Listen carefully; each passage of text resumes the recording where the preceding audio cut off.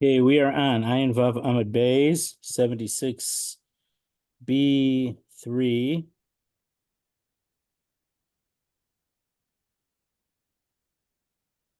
So we're at the very end there on 76B3. In the on the Gemara Ayin Vav Amud Beis, the last line, the two dots at the second to last line. V'chachamim omer b'med dvar memurim b'mumin shebeseser. The Chachamim only say that the husband can divorce her and she loses her ksuva if she had a mum on a place that was concealed, was something that he couldn't see. Only if it was, but if it was something that was on a part of her body that would have been visible to him, so on her face, not near a hat. Let's put it this way: if it would, let's say, on her arm, but it was a place where everyone in the women in that place wear a sleeve down to her wrist, that would be a shiloh. If it's something that he could have seen, but he didn't, that I don't know. But we said that if there was the bathhouse that everyone used, so then someone from his family would have seen, even if it was on a place that the prospective chassan couldn't have seen, and he has no claim at all that he wants to cancel the wedding because of, or that it was a mekach, so it was an incorrect sale based on false information or incomplete information. Had he known. So that's what the Chachamim say, that the only time that the chassan can cancel the wedding and just get it annulled by mekach is if it was a mum that he couldn't have seen. Amar of Nachman v'nichbe k'momen shosei dami. So v'nichbe is you have seizures and you faint, but it comes from time to time. So the Irish Scroll translates it as epilepsy. V'hani mili t'gvil azman, and that's only if it happens at a set time or a set interval, because if it comes at a set interval, then Rashi says she can make sure that she doesn't leave her house that day, so no one knows that she has a seizure that day or faints that day. But if it comes, you never know when she could have the seizure. Then it's considered a revealed blemish because it can come at any time. It must have happened in public, and people must know about it. Okay, Mishnah Ayin Zayin Amar Aleph. Ish shenoldu bo mumen ein kofar lav lahotzi. So we mentioned a couple times already in the past few weeks that unlike the woman having a blemish, we said that the women are much less picky with their husbands. So even if their husband has certain type of blemishes, the wedding is a good wedding. The marriage is it's okay. However, there's certain things that could happen, perhaps that would make it very difficult for her to stay with her husband. So this Mishnah and the next Mishnah, which is a half an amud down, talk about what happened if the husband develops a mum. The Tanakama says that if the man got some type of blemish or mum, it could be he was in an accident, he lost a finger, he lost a hand, something like that. We do not force him to divorce his wife. Rabbi Shimon Gamliel, Amar Rabbi Shimon Gamliel. Rabbi Shimon Gamliel says, these are for small women. But if it's a major mum, we do force him to divorce her wife, so she wouldn't be stuck marrying to him with his blemish or deformity. So the Gemara is going to explain what's big, what's not big. But first, the Gemara says, so just so we know that in the Mishnah here where it says that we force him to divorce, the Ri says in Tosfos that he has to divorce her and give her the ksuva. Even though there's cases where he'd rather not divorce her, if he wanted to stay married to her, and if we force him, we usually don't force him to give a ksuva. In this case, he has to give a ksuva, and the Tosefta says this also. So that's an important thing to keep in mind. Gemara. Rabbi Yehuda Tani Noldu, Chia Bar Abba Tani Hayu. So what's the proper text in our Mishnah? Our Mishnah said ha'isha noldu bo mumin, a man that a mum has developed or has happened. Nolad has come the word, it was born. So it's newly happened. So is that the proper girsa in the Mishnah?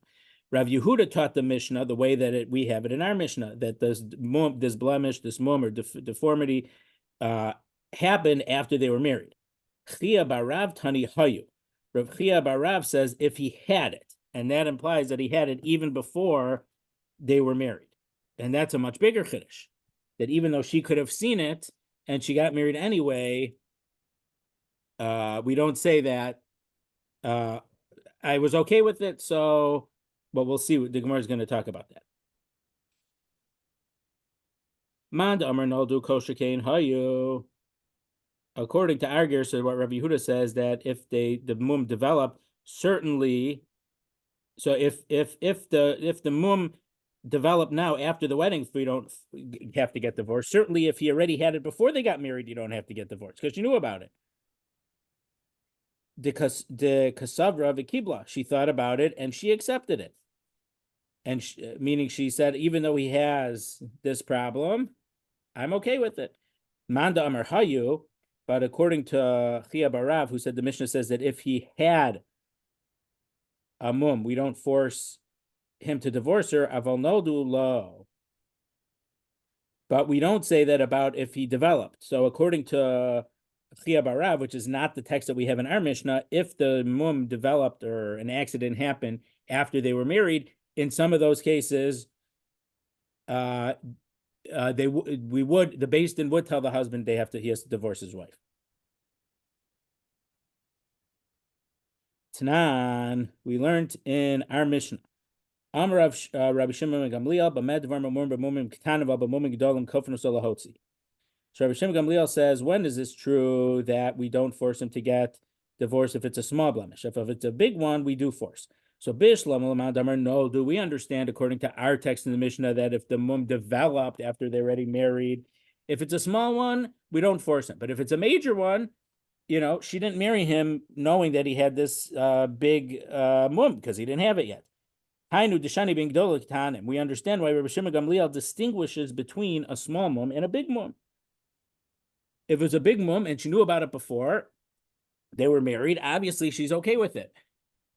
If he got married without a blemish and then he got a small blemish, she could probably live with it. But if she got married and he was without a blemish and then he got a big blemish, a big mum, it could be a problem. But if the text of the Mishnah is according to Chia Barav that if he had a blemish already, so it depends if it was big or bad or small. Well, what does it matter? Malik Dola Malik Talim Hasabrova Kibla. She already saw that he had the blemish, and she married him anyway. So what does it matter if it's a big one or a small one? Even if it's a big one, she was okay with it. So the Gemara answers, she originally thought that she'd be able to live with it. But now, after a certain amount of time, she realizes she can't live with him. It's too big of his deficit, or his mum is too much for her to handle. The Elohim woman, Gedolim. And these are the severe, the serious, the big moment. Here is Rabbi Shimon Gamliel. Rabbi Shimon Gamliel explained, this must be in a brisa.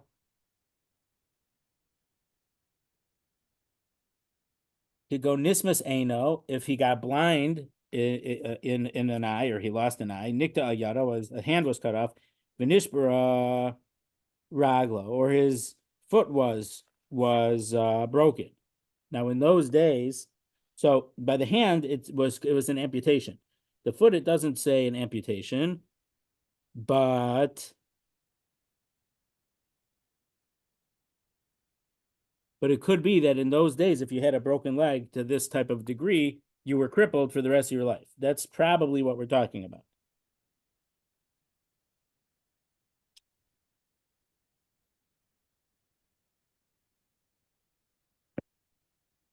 Itmar So an Amora spoke about this. Rabbi Abba bar Yaakov Rabbi Yochanan. Rabbi Abba bar Yaakov said in the name of Rabbi Yochanan, Halacha Rabbi Shimon Gamliel. We pass like Rabbi Shimon Gamliel that if it's a major mum that he suffered, we base, and she says, I can't be married to him anymore. The Beis Din can force him to divorce her, and according to the Ri and Tosfos, he would even have to pay her the ksuva. Rava Amar Rav Nachman halacha k'divrei chachamim. But Rabbi said in the name of Rabbi Nachman that we pass like the chachamim. Umi Amar Rabbi Yochanan hachi. Did Rabbi Yochanan? And it seems that we pass like the chachamim that we cannot. The Beis Din cannot force the woman to. When the woman wants, the Beis Din is not able to force the husband to divorce her. Did Rabbi Yochanan really pass in this way? That we pass in Rabbi Shimon Gamliel.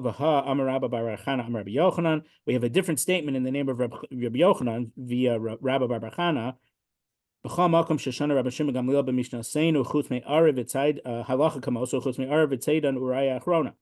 Rabbi Yochanan said we always pass in like Rabbi Shimon Gamliel, except in the case of a guarantor and the case of a get that comes from Sidon, and when there was a Beis Din case and then new evidence came later. So in those three cases, there's an opinion of Rabbi Shimon Gamliel, but we don't pass on Rabbi Shimon Gamliel. This case isn't on the list. So it seems that Rabbi Yochanan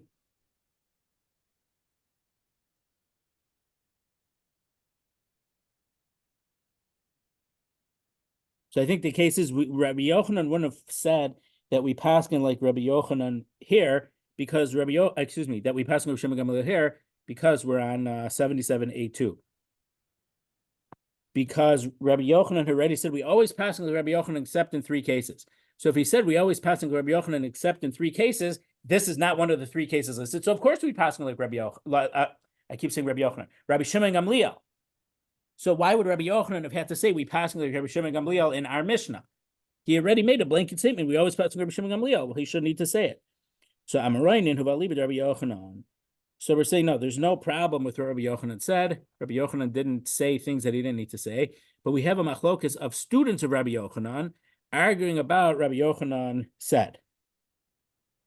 So Rabbi Bar Chana held that Rabbi Yochanan always passed Rabbi Shimon Gamliel except in three cases. And the first statement, when Rabbi Abba Bar Yaakov said in the name of Rabbi Yochanan, we passing those gates, he didn't know whether he didn't know or that Rabbi Yochanan always passed Rabbi Shimon Gamliel. So when he heard Rabbi Yochanan say we passed Rabbi Shimon Gamliel, he reported, I heard from Rabbi Yochanan we passed Rabbi Shimon Gamliel. So according to the first Amora, Rabbi Abba Bar Yaakov, he might hold that Rabbi Yochanan didn't always pass Rabbi Shimon Gamliel, except there's more than three cases in which we don't pass Rabbi Shimon Gamliel. But so there was a machlokas among his students. Sometimes one student wasn't there at the same time periods as the other students. So they didn't all hear the exact same things. I mean, that's more relatable nowadays when, but in those days, you probably stayed by your Rebbe a lot longer. But whatever it was, they didn't hear the same things from Rabbi Yochanan. So in this case, it doesn't cause a major conflict, but it's Tre'amoraim Aliba Rabbi Yochanan. Okay, the mission in the middle of Ayin Zayin Amud Aleph. But there are certain cases where we force the husband to divorce his wife if he has certain types of blemishes. Mukashchin. So, mukashchin is some very bad skin disease.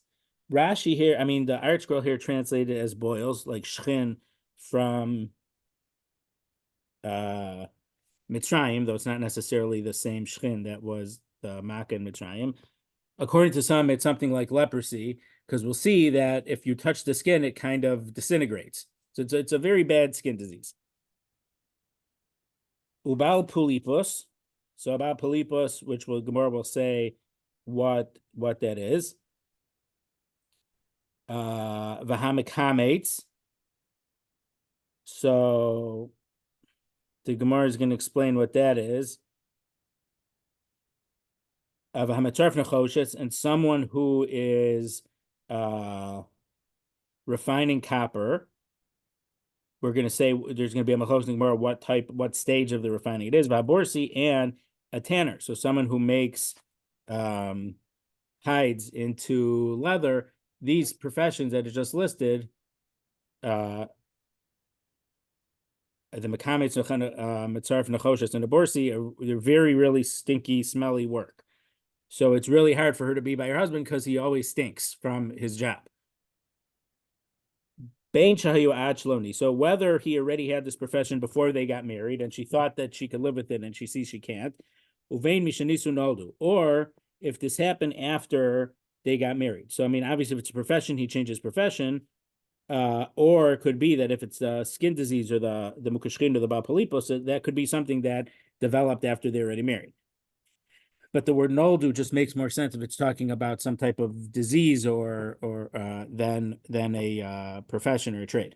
But Rabbi Meir said about all of these,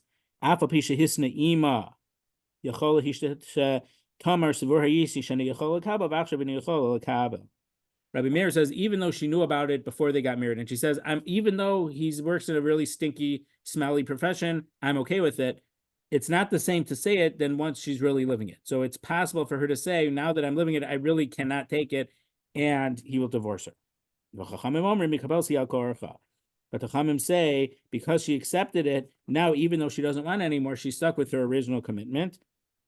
Chutz mi mukashchin, except the case of mukashchin, that if he had this mukashchin case, the skin thing, and she said, I could stay married to him anyway, I'll be married to him anyway, even if she thought she will, the Chachamim agree that mukashchin is such a bad thing, she can say, I can't stay married to him, and he has to divorce. Based on will say that it divorce her.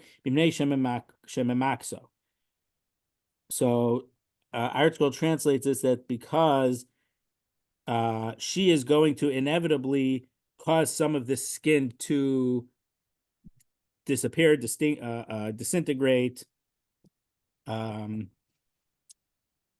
So I guess it's more of a hands-on thing, more than just, let's say, a smell being around, which could be very unpleasant. But this is more than just that. Ma'aseh Sidon, there was an incident in Sidon, which is Sidon, which happens to be, the Gemara mentioned Sidon right above. It's a coincidence. It's a different situation from Sidon.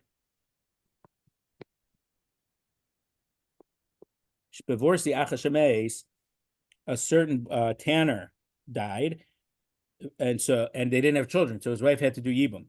And his brother was also a tanner. The Chachamim said in that case, we say that even though the wife was okay with marrying her brother, his brother, who was a tanner, even though he smelled, she could say, I can't take being married to you. And in that case, even though the Chachamim say she can't change her mind for her same spouse, when it's for a case of yibum, even though it's the same profession, and so it's the same bad smell, she can say, I do not want to do yibum, and Chachamim say to the brother, you cannot do yibum for her, you have to let her do chalitza. So Gemara, my Baal Polipos. What's Baal Polipos? Amar Rav Yehuda Amar Shmuel Recha Chotem. It's a smell that comes from the nose. So normally the nose smells as a verb. Here the nose smells as an adverb. There's a certain bad smell that comes from the nose. The Masnis and Tana in a Brisa was taught Recha Peh. It's a very bad breath from the mouth. Rav Asi taught the opposite, that the Brisa said it was from the nose, and that Rabbi Yehuda said in the name of Shmuel that it was a bad breath. Umanach basimna, and he put a mnemonic so he would remember which one was what. Shmuel apasuk pume mikule perkit. Shmuel didn't stop his mouth from the entire parak. So that was the mnemonic that in this parak, the halacha was Shmuel was talking about a mouth. So Shmuel was talking about bad breath. And the Brisa was about a smell that was emanating from the nose. The Hamakamitz. So Baal Polipos, it's not, so Mukashchin and Baal Polipos have to do with some type of medical issue. The other three things, Mekametz and Mitzaref and the Bors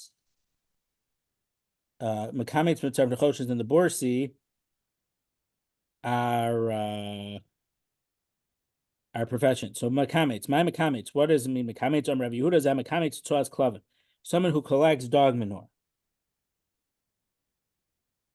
So because he and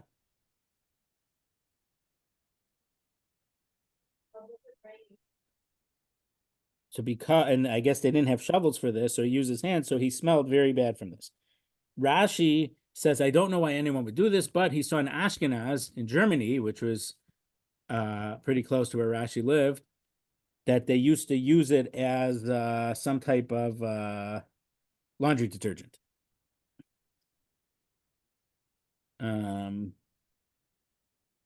I don't want to be the marketing person to market that for laundry detergent. Mesave, so they asked on this from a Bryson. Mekamitz a borsi. Mekamitz is a tanner.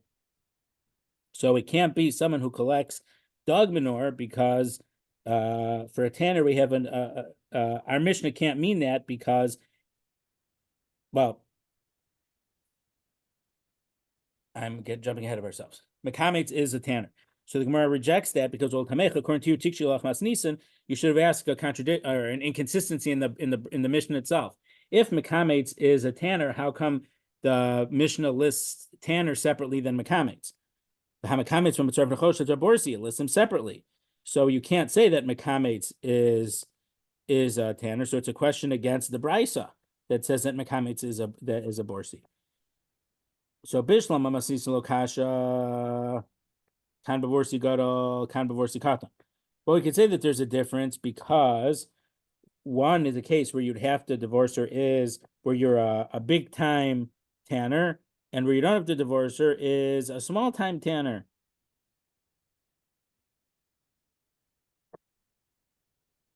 Excuse me, that the Mekamitz refers to a small time tanner.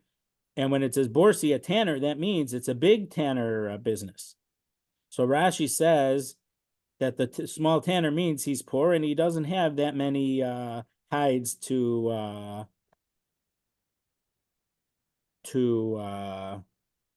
tan.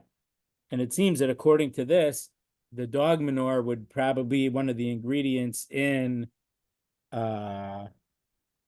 working the leather into the hide into a leather.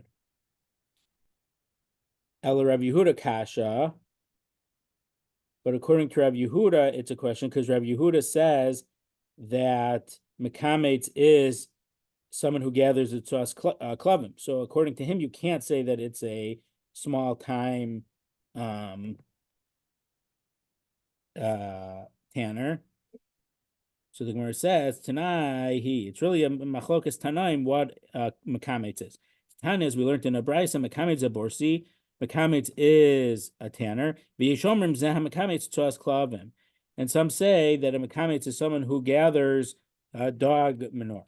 So Rabbi Yehuda, so Rabbi Yehuda clearly, Rabbi Yehuda's question, the Rabbi Yehuda's statement isn't a question from the brisa because if either there's a different brisa or this was the whole brisa before we only quoted the first line of the brisa and now we're quoting the whole thing. So we see that there is a difference of opinion among Tanaim what it is. So clearly Rabbi Yehuda is according to the opinion that mekamitz is gathering dog manure. It's not. It's distinct from being a tanner.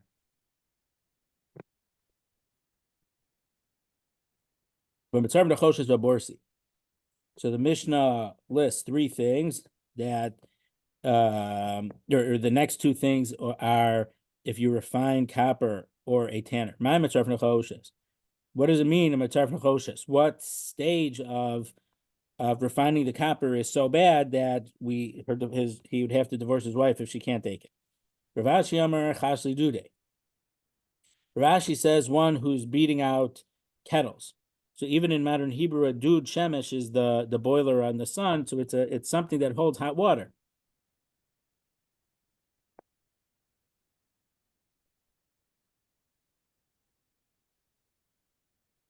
So for whatever reason, it's a very disgusting work, Rashi says. Rabbi Barachana Amar Zeh Machatech Nechoshes Meikara. This is someone who Machatech normally is cutting Nechoshes from its root, but it seems to be someone who's literally you have copper ore and you are putting it you're smelting it, I guess, if that's the right word. You're from a copper mine, you're gathering the ore and you're smelting it or refining it into copper to make other copper stuff. We have a brisa that follows the second opinion. What is mitzaref? Someone who's refining copper, someone who's refining the straight from the mine. Amarav. Rav said, we saw this before on Daf Samach Gimel. We saw it a few months ago. It was on Daf Samach Gimel and Aleph. So this isn't in our Mishnah, but we had Rav with a statement that saying, if a man says, I'm not going to feed you, I'm not going to feed you, and I'm not going to give you any parnasa, Yotiv thinks ksuva. He has to divorce her and pay her ksuva. Rabbi Lazar, Amr l'shmaitza kamei de Shmuel. Rabbi Lazar went and said this statement in the name of Shmuel. He said the statement of Rav in front of Shmuel. Amar akse sari Lazar. Shmuel says, Lazar should be chewing on raw barley. Meaning, so Rashi is saying this is just a. Rashi says, feed him barley like a behema, and anything that's eaten that's not usually eaten is called koses. Koses is we translate it as chewing. We saw it, I think, in the 6th parak of Brachos. It was quite a while ago already. Hakoses is achita. If you chew wheat kernels, it's a very unusual way of eating wheat kernels, but. I think Norman Lamb said, maybe it was someone else, but a Talmud of Rav Yasha Ber says someone said something a bad thing that the Rav didn't like. He called him a cow. It was a Yiddish insult to say something stupid. They called you a coup. You called her a cow. So it seems that Shmuel was saying something similar over here. He's saying that Rabbi Lazar was talking narish that Rav. To say that Rav held that if a person said Einizan ve'enu farnes, the Beis Din forces him to divorce his wife. Why is it so ridiculous? If Beis Din is going to force the husband to divorce his wife, they might as well just force him to feed. Let me start again. If Beis Din is going to force him to give a get to divorce his wife, let Beis Din just force him to provide food and support for his wife. Once Beis Din's has to get involved. Let them get involved to make him do the right thing. To give his wife food and support. For Rav, so why would Rav? Rav is the one who said the statement that the Beis Din does force the husband to divorce. Why doesn't the Beis Din force him to provide food and material support for his wife? A person isn't going to live in the same basket as a snake. So even if Beis Din will force the husband, the wife is going to say it's just a matter of time before he pulls some other stick or he tries to do it again. So I can't live like this in a case where I need the Beis Din to force him in order for me to get my food. It's not a livable situation. When Reb Zera went to Eretz Yisrael, Rabbi Binyamin Bar Yafes, Rabbi Yochanan, he found that Rabbi Binyamin Bar Yafes was saying the same statement that we had in the name of Rav, that if a man was not supporting his wife, the Beis Din forces him to divorce her. He was saying the name of Rabbi Yochanan, not in the name of Rav, but in the name of Rabbi Yochanan. Whether it was saying that Rabbi Yochanan said the name of Rav, or it was the same statement, it was the name of Rabbi Yochanan and not in the name of Rav. Rashi says that Rabbi Yochanan independently said the same thing as Rav. Now, Rav and Rabbi Yochanan were kind of overlapping generations, but kind of not, because Rav was a student of Rabbi Huda Nasi, and Rav was on the border. Sometimes we consider him an Amora, but sometimes we hold that Rav is a Tana, and he's allowed to argue on a Mishnah.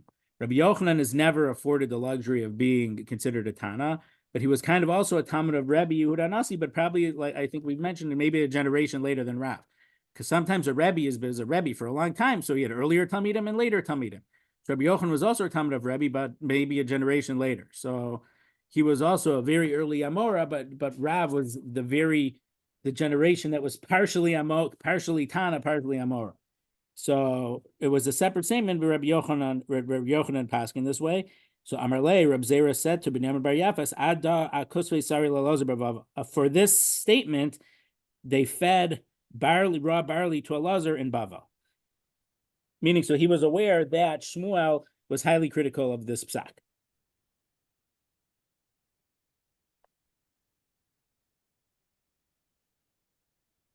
Okay, the last medium-sized line in Ein Zayin Amud Aleph, 77A4, the middle of the first column. Rav Yehuda Maravasi in Ma'asin El Psulos. Rav Yehuda Maravasi says we don't force people to get divorced unless they're married to someone that it's also for them to be married to. So there are other cases not listed in our Mishnah where we force him to get divorced, and then if he's married someone who it's also for it's puzzled him to be married. So what does that mean? Ki Amrisa Kamei de Shmuel. When I said it in the name of Shmuel, Amar, Shmuel said, Kigona Manal Kohen Gadol. It's, for example, a widow being married to a Kohen Gadol, or Grusha Chalutza Kohen Hedron, a divorced woman, or a woman who had Chalitza, who's married to a regular Kohen. Mamzeres Unasin Israel, a Mamzeres, someone born from an adulteress on the mother's side, or incestuous relationship, so they're a Mamzer, they're not allowed to marry a regular Jew who's married to a regular Jew, and is seen as a similar status as a mamzer, basi shol nasin lamamzer, or if a nasin or a mamzer male is married to a female kosher Jewish woman. So these are cases where, because there's a Torah isser, there's a losa, a negative commandment for them to be married. If they got married, now I don't know who. In those days, there wasn't Masar Kedushin, but I mean, unfortunately, we've seen in the previous few generations that their rabbis sometimes are Masar Kedushin for cases like this that they shouldn't. But the Beis Din found it, whatever. But so probably in this case, they just took Adam, they did the thing, they did the Kedushin and the Nesuah, and Beis Din found out about it. You can't be married to each other. You're a Kohen and she's divorced. Or you're a mamzer and she's a basi shul. She's not allowed to be married to you. Aval nasa isha. So meaning, because what's the havamina? What kind of? There are cases. Well, let's say families weren't happy. There was a rich family and a poor family. You might say, the rich family might be very, very mad at their son if they marry someone from the poor family. But that's not a puzzle. There's no avera. That's not a case where they get divorced, even if the family's upset. But if he was married for a woman for 10 years and they didn't have any kids, we do not force him to get divorced. Now, this is a little bit problematic because there's a Gemara in Yevamos that says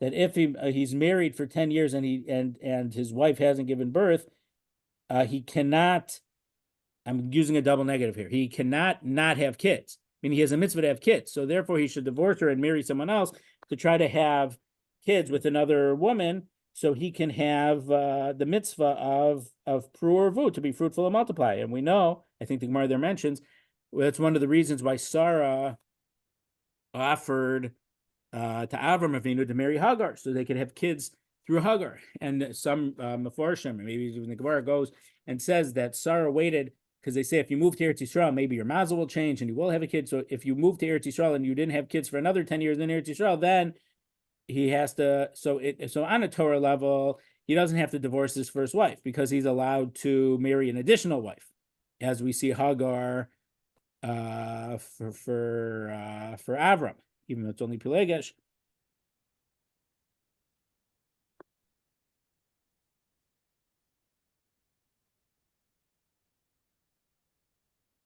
So Tosfos kind of say it's true that the Gemara there says you have to divorce her, but it's not a problem like the cases of our Mishnah and our Gemara are talking about. The Beis Din sometimes has an obligation to force people to do the right thing if they're not doing the right thing. We just saw a few lines up. If the husband's refusing to feed his wife, Basin should get involved and feed the wife, except Rav holds she can't live in a case where her husband's going to do that to her. But if a person's refusing to put on tefillin, Basin has to force him to put on tefillin. There's things like that. So it's true that from the fact that he has to do a mitzvah, and at least nowadays, which wasn't true in the time of the Gemara with the Cherem of Rabbeinu Gershom, he can't be married to two wives. But this isn't a problem. Okay, you could have thought it's a problem. It's because this isn't the sugya. So I wasn't planning on talking about it, but now it's coming. When they don't have kids, what's the problem? It could be that she has a fertility problem, and it could be that the man has a fertility problem. If the man has a fertility problem, he could marry 10 other women and not have any kids either, but it's no problem with the wife. But we don't know that at this time. So the problem is that, nowadays we have medical testing, but in those days, if the problem was with a woman, the woman might be an islandess. An islandess is a female who never reaches physical sexual maturity. So if we would know that a woman is an islandess and he would marry her, it's possible that it was a kiddushay tos. He never would have married her. It was a marriage based on false pretenses. He thought she would develop a sexual maturity, just like 98% of females reach physical maturity. But putting that sugya aside, the question of Tosfos, which is an important question, but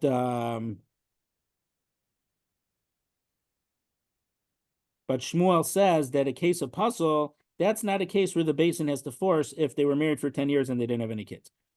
For Rav Tachlifa bar Avimi, Amar Shmuel bar Rav Tachlima bar Avi, in the name of Shmuel, Afilu Nasa Isha V'Shayim Eser Shana V'Yoda Kovnoso.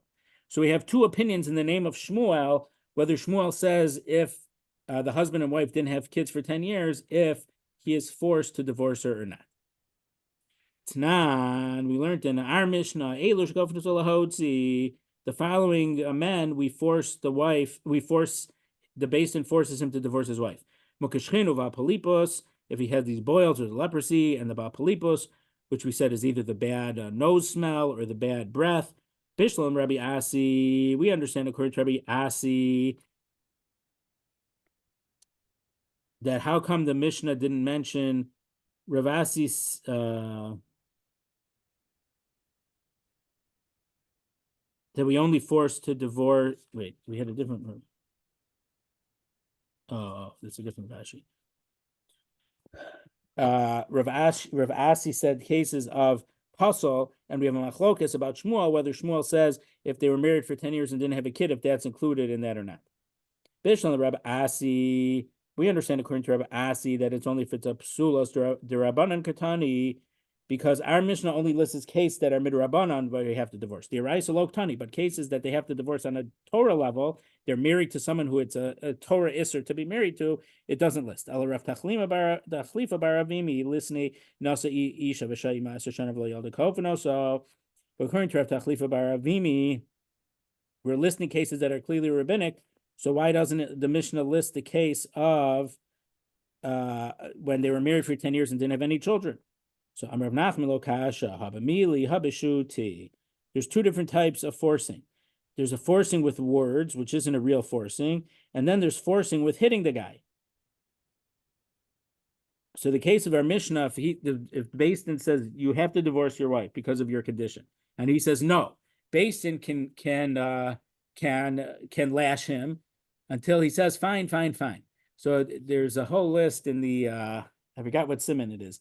But in the Otra Poskim and Eben Ezer, in one case, it talks about when the kofin also, when we force him. Sometimes the Gemara says kofin also asher teitze nafshe. They force him until an inch of his life, and sometimes they force him. They give him like 39 lashes, as if it's a Torah lashes, but it's only rabbinic lashes. So, in most cases, if they're stopping someone from doing if they're trying to stop someone from doing an avera, they have to hit him until an inch of his life. But they don't count. If it's that he's refusing to do a positive commandment, they would give him 39 lashes. Or no, maybe it's the opposite. I'd have to. I have to look that up. But what exactly the level of when Beis Din is issuing these type of hitting? How many hits do they give him? Do they give him up to 39? Or do they give him either till he says yes or until they're about to kill him and they make sure they don't kill him. Maskil for Rav Abba, but Rav Abba asked, "B'dvarm lo yasser eved."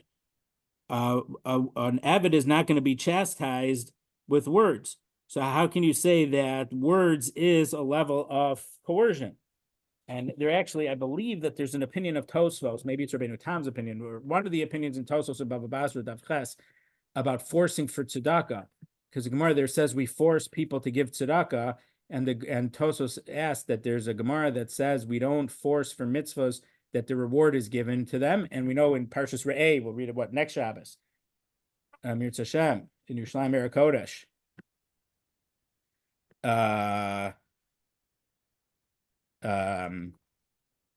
That there's rewards for giving tzedakah. So how could we force for a mitzvah that the reward is? So one answer is it's not a real forcing. We just force with words. So words isn't a real forcing. So Elam Rabbi Abba Hava Hava Shoti. No, both cases, our Mishnah in that case are where you with the base and actually hits him with a whip. But Hasam Kiyamar Havina Bahadeh, except in the Mishnah, she said, I'll stay with him despite his the problems or the situation. Shavkinan la, we let her stay. But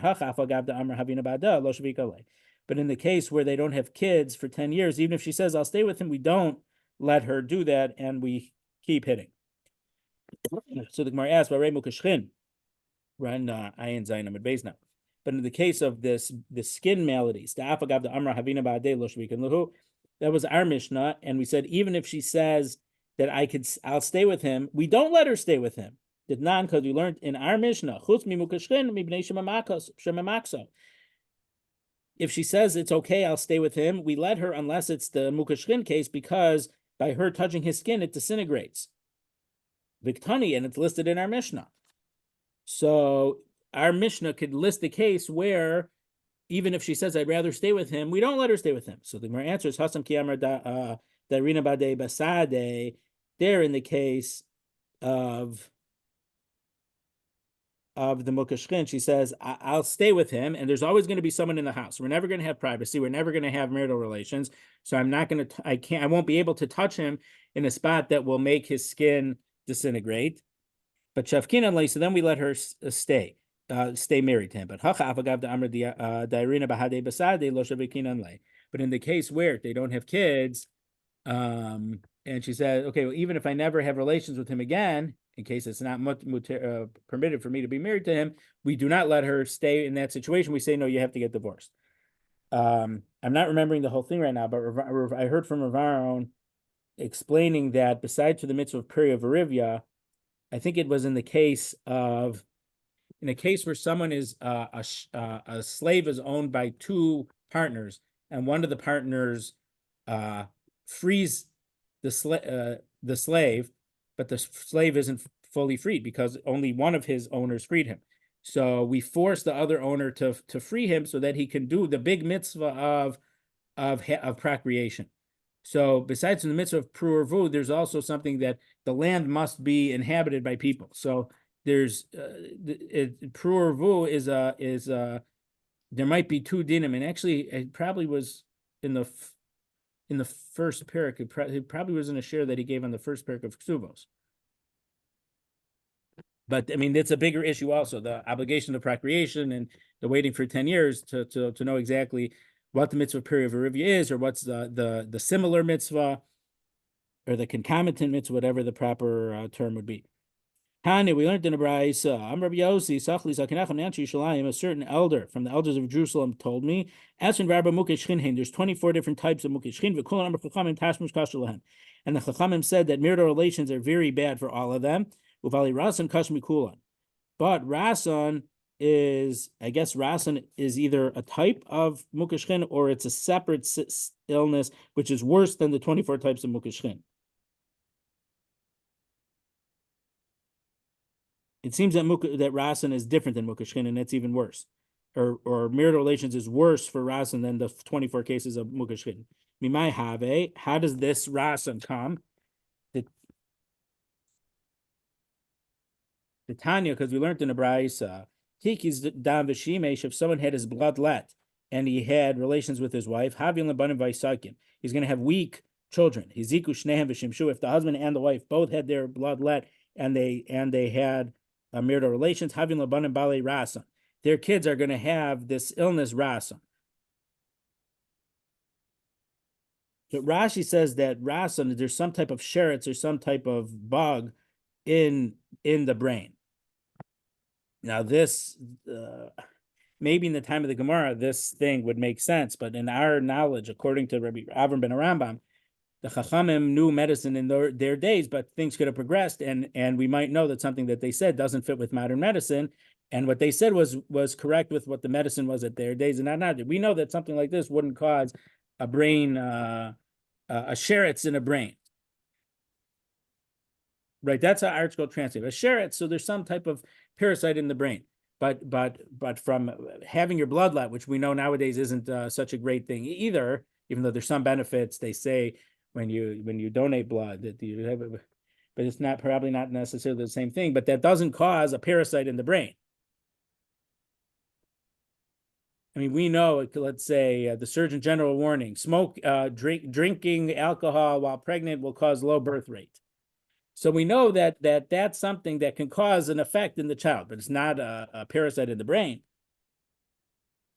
Amra papilo amra eligible time midi. When did people who had their blood let and they had marital relations? When do they have sick kids? That's if they didn't eat anything after bloodletting. Aval time midi leisan ba. But once they ate after the bloodletting, it could be on the same day. They could have marital relations and their kids will be healthy.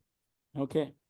Maisimane, what are the symptoms of Rasan? Dalfi Eina, they have wet eyes, Vidaivi Nechire, and a runny nose, Vaisle Rirami Pume, and foam or water is coming from the mouth, Urmu Diasvi Ilave, and there's flies around him. So it's something, the eyes, the nose, and the mouth all have liquid coming out of them, and there's flies around him. And these flies are pretty dangerous. Umayasu say, so what can you do to cure it? Amrabaye, pila velodna, pennyroyal, and wormwood. Wormwood is pretty bitter.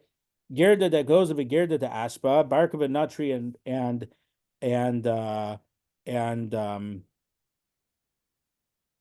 parts of the hide of an animal.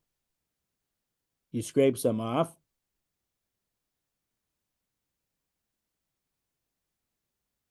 Scrapings from a hide. Uklil malka, a lily. Rashi says that's called chavatzelas, which we know in Shir Hashirim.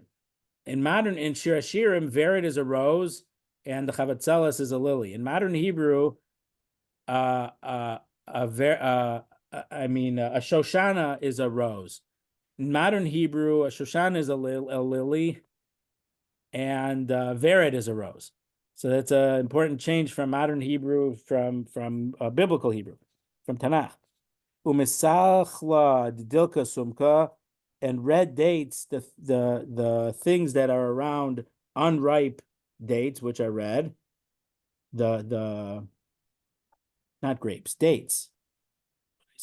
So the peel of those unripe dates, it seems. I guess he sees it's kind of like, I guess when a walnut is growing, before it has a hard shell, it has some type of membrane around it. So this mesachla of these red unripe dates is a similar type of membrane, I guess. You boil them together. You put it into a marble house. And if there's no a marble house, Rashi says that it's a marble house, meaning there's no drafts in it. It's very sturdy. The walls don't let anything through. You put them in a house that it's 7 bricks and a half thick, because that will be, even though it probably take up more room than marble. If you don't have marble, you use 7.5 bricks thick. You put 300 cups of this stuff on his head. You're just like modern medicine.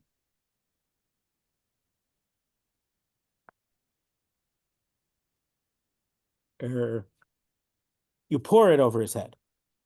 You pour 300 cups of this on his head. Add the rafia ar isa de mocha until his skull, I guess, gets soft. The kare lamoche, and you tear open the brain. I guess this is the way to do the brain surgery in those days. What? Right. This was how did they didn't have saws the way we have, and they didn't, and I guess they were smart enough in those days not to try to use a regular saw. So they did this potion that they thought would get it nice and soft, and then they would open up the head. Umayisi arbatarfe da asa, and they would put 4 hadas leaves of a hadassim underneath, I guess, the 4 legs of this thing. It implies it has 4 legs. Umadli kochad karu mosev chad. You lift up each leg and put the hadas underneath, v'shakal b'tzivsa, and then you would take a tongs and pick up this parasitic worm or whatever it is, v'kalile, and burn it, di'ilo, because if you wouldn't destroy it and burn it, hadar ilave, it'll come back. So I heard a story, I don't know if it's true or not, but Sam is here, no, that the Rambam once did some type of brain surgery and there was some type of worm in the guy's head, and so he put a leaf there instead of trying to take it off himself. He put a leaf so it wouldn't harm the brain, the gray matter, that it would walk onto the leaf and they wouldn't harm the brain by trying to take it off. So I don't know if it's true or not. I don't know if the Rambam did brain surgery or not, but that story is similar to how they would take by putting the leaves underneath this rasan parasite to not harm the brain of the person they're operating on. So we ran out of time. So God willing, we'll finish the parak next week. We'll have the new Gemaras in time for next week. And what?